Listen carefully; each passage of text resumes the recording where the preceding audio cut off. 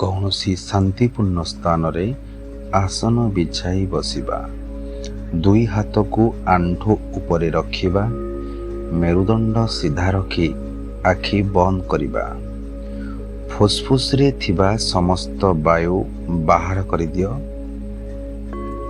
ବାୟୁ ବାହାର କରିବାକୁ ରେଚକ, ଭିତରକୁ ନେବାକୁ ପୂରକ ଓ ବନ୍ଦ କରିକି ରୋକିବାକୁ କୁମ୍ଭକ କହନ୍ତି। କୁମ୍ଭକ ଦୁଇ ପ୍ରକାରର।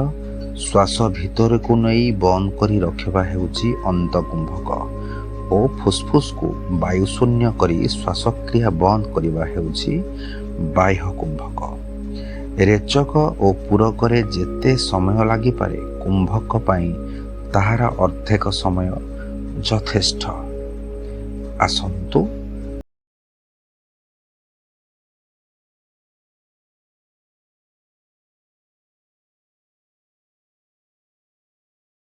ବା ପୂରକ କରିକି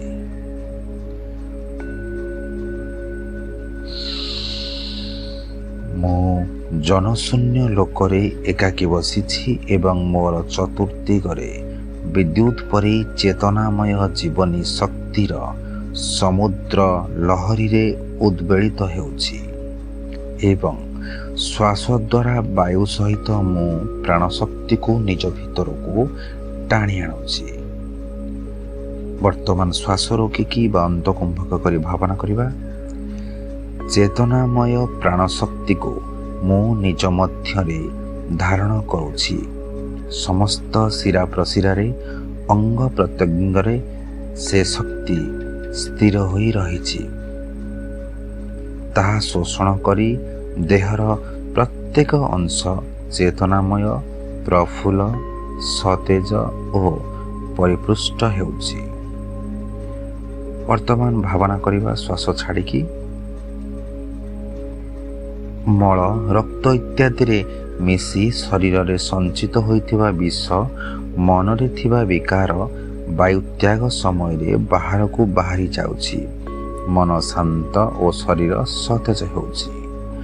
ବର୍ତ୍ତମାନ ବାହ୍ୟ କୁମ୍ଭକ କରି ଭାବନା କରିବା ଶ୍ୱାସକୁ ରଖିକି ଭିତରେ ଥିବା ଦୋଷମାନ ବାହାର କରିଦେବା ପରେ ଭିତର ଦରଜା ବନ୍ଦ କରି ଦିଆଯାଇଛି।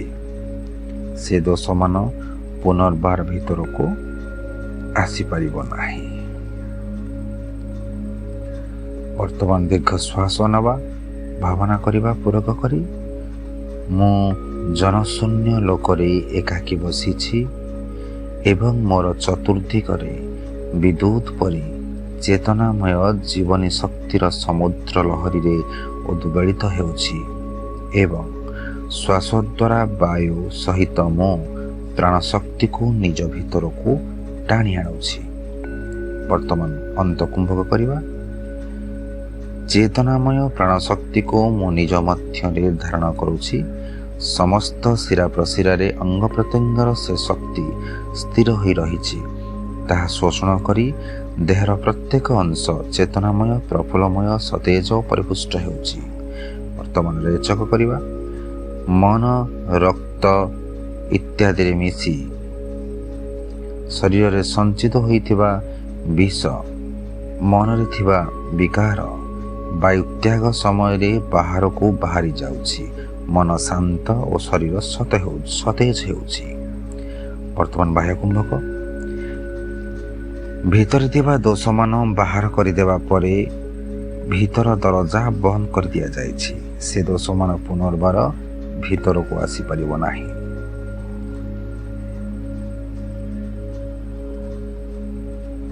ବର୍ତ୍ତମାନ ଦୀର୍ଘ ଶ୍ୱାସ ନେବା ପୂରକ କରିବା।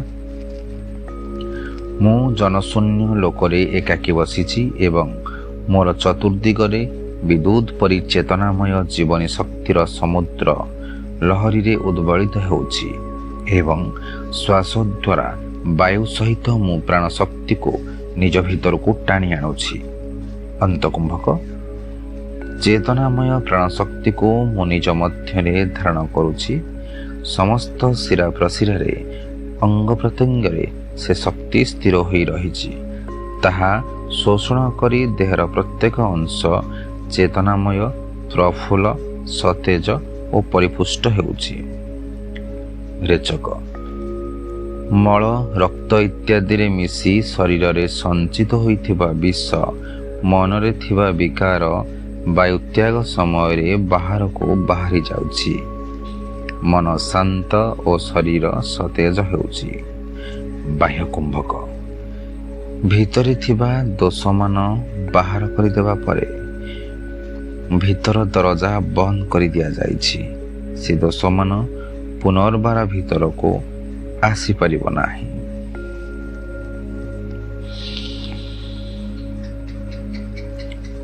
ଦୀର୍ଘ ଶ୍ୱାସ ନେବା, ପୂରକ କରିବା। ମୁଁ ଜନଶୂନ୍ୟ ଲୋକରେ ଏକାକୀ ବସିଛି ଏବଂ ମୋର ଚତୁର୍ଦିଗରେ ବିଦ୍ୟୁତ୍ ପରି ଚେତନାମୟ ଜୀବନୀ ଶକ୍ତିର ସମୁଦ୍ର ଲହରୀରେ ଉଦ୍ବେଳିତ ହେଉଛି ଏବଂ ଶ୍ୱାସ ଦ୍ୱାରା ବାୟୁ ସହିତ ମୋ ପ୍ରାଣଶକ୍ତିକୁ ନିଜ ଭିତରକୁ ଟାଣି ଆଣୁଛି। ଅନ୍ତକୁମ୍ଭକ ଚେତନାମୟ ପ୍ରାଣଶକ୍ତିକୁ ମୁଁ ନିଜ ମଧ୍ୟରେ ଧାରଣ କରୁଛି। ସମସ୍ତ ଶିରା ପ୍ରଶିରାରେ ଅଙ୍ଗ ପ୍ରତ୍ୟଙ୍ଗରେ ସେ ଶକ୍ତି ସ୍ଥିର ହୋଇ ରହିଛି। ତାହା ଶୋଷଣ କରି ଦେହର ପ୍ରତ୍ୟେକ ଅଂଶ ଚେତନାମୟ, ପ୍ରଫୁଲ୍ଲ, ସତେଜ ଓ ପରିପୁଷ୍ଟ ହେଉଅଛି। ରେଚକ ମଳ, ରକ୍ତ ଇତ୍ୟାଦିରେ ମିଶି ଶରୀରରେ ସଞ୍ଚିତ ହୋଇଥିବା ବିଷ ମନରେ ଥିବା ବିକାର ବାୟୁତ୍ୟାଗ ସମୟରେ ବାହାରକୁ ବାହାରି ଯାଉଛି। ମନ ଶାନ୍ତ ଓ ଶରୀର ସତେଜ ହେଉଛି। ବାହ୍ୟ କୁମ୍ଭକ ଭିତରେ ଥିବା ଦୋଷମାନ ବାହାର କରିଦେବା ପରେ ଭିତରର ଦରଜା ବନ୍ଦ କରି ଦିଆଯାଇଛି। ସେ ଦୋଷମାନ ପୁନର୍ବାର ଭିତରକୁ ଆସିପାରିବ ନାହିଁ। ପୂରକ ମୁଁ ଜନଶୂନ୍ୟ ଲୋକରେ ଏକାକୀ ବସିଛି ଏବଂ ମୋର ଚତୁର୍ଦିଗରେ ବିଦ୍ୟୁତ୍ ପରି ଚେତନାମୟ ଜୀବନୀ ଶକ୍ତିର ସମୁଦ୍ର ଲହରୀ ଉଦ୍ବେଳିତ ହେଉଛି ଏବଂ ଶ୍ୱାସ ଦ୍ୱାରା ବାୟୁ ସହିତ ମୋ ପ୍ରାଣଶକ୍ତିକୁ ନିଜ ଭିତରକୁ ଟାଣି ଆଣୁଛି। ଅନ୍ତକୁମ୍ଭକ ଚେତନାମୟ ପ୍ରାଣଶକ୍ତିକୁ ମୁଁ ନିଜ ମଧ୍ୟରେ ଧାରଣ କରୁଛି। ସମସ୍ତ ଶିରା ପ୍ରଶିରାରେ ଅଙ୍ଗ ପ୍ରତ୍ୟଙ୍ଗରେ ସେ ଶକ୍ତି ସ୍ଥିର ହୋଇ ରହିଛି। ତାହା ଶୋଷଣ କରି ଦେହର ପ୍ରତ୍ୟେକ ଅଂଶ ଚେତନାମୟ, ପ୍ରଫୁଲ୍ଲ, ସତେଜ ଓ ପରିପୁଷ୍ଟ ହେଉଛି। ରେଚକ ମଳ, ରକ୍ତ ଇତ୍ୟାଦିରେ ମିଶି ଶରୀରରେ ସଞ୍ଚିତ ହୋଇଥିବା ବିଷ ମନରେ ଥିବା ବିକାର ବାୟୁତ୍ୟାଗ ସମୟରେ ବାହାରକୁ ବାହାରି ଯାଉଛି। ମନ ଶାନ୍ତ ଓ ଶରୀର ସତେଜ ହେଉଛି। ବାହ୍ୟ କୁମ୍ଭକ ଭିତରେ ଥିବା ଦୋଷମାନ ବାହାର କରିଦେବା ପରେ ଭିତରର ଦରଜା ବନ୍ଦ କରି ଦିଆଯାଇଛି। ସେ ଦୋଷମାନ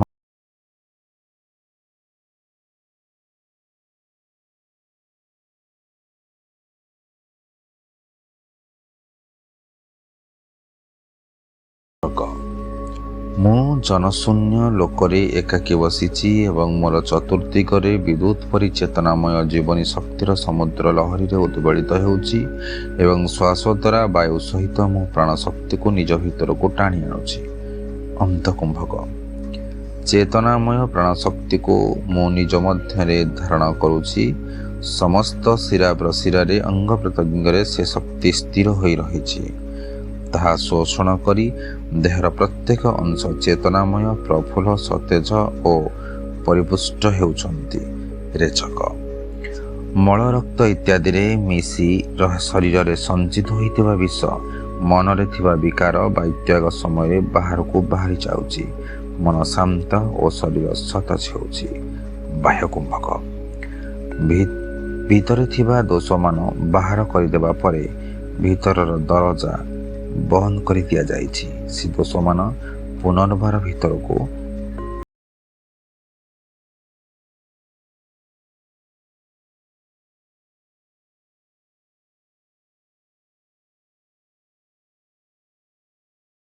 ଗୋଟିଏ ଥର ପୁଣି ଛାଡ଼ିବା।